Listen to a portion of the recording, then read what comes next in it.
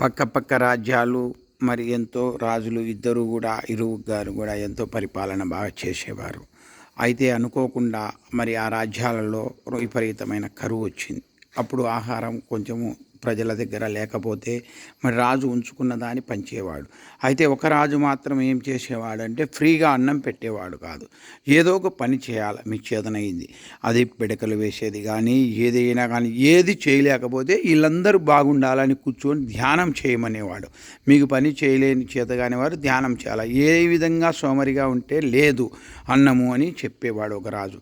ఇంకొక రాజు ఏం చేస్తాడంటే ఏమీ అవసరం లేదు, ఎటు ఫ్రీగా పెడుతున్నా కదా, మీరు ఏమి చేయాల్సిన పని లేదు, లక్షణంగా ఫ్రీగా తినండి, ఎక్కడైనా పండుకోండి, ఏమైనా చేసుకోండి అని చెప్తాడు. అదేవిధంగానే అట్లే మళ్ళా సంవత్సరం కరువు రావడంలో మరి మిగతా ఈ ఇద్దరి రాజుల దగ్గర కూడా ఖజానా అయిపోతే ఈ ఫ్రీగా ఉండబడిన రాజు చేతులు ఎత్తేసినాడు, నా వల్ల కాదు ఇంకా నేను పెట్టలేను అని.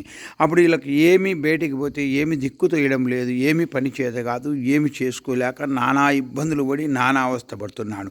ఈ పక్కనున్న రాజు ఏం చేస్తాడు, నేను చేయలేను, నా కష్టమే, నేను చేయగలిగినంత చేసినాను అని చెప్తాడు. అప్పుడు పక్క రాజ్యంలోకి వీళ్ళు పని చేస్తే మాకేదో ఒక పని చేతనవుతుందని పక్క రాజ్యంలో వాళ్ళకు ఎక్కడో ఒక తట్టు వాళ్ళకు ఆహారం దొరికేది.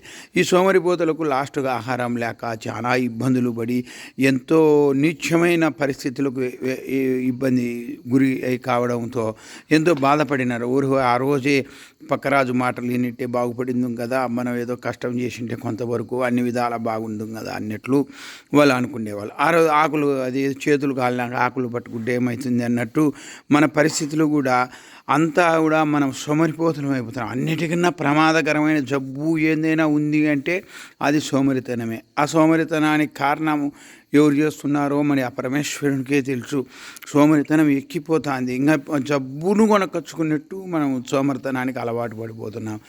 మరి ఈ లాస్ట్కి ఏమైపోతామో ఏమో ఈశ్వరునికే తెలుసు. హరే కృష్ణ.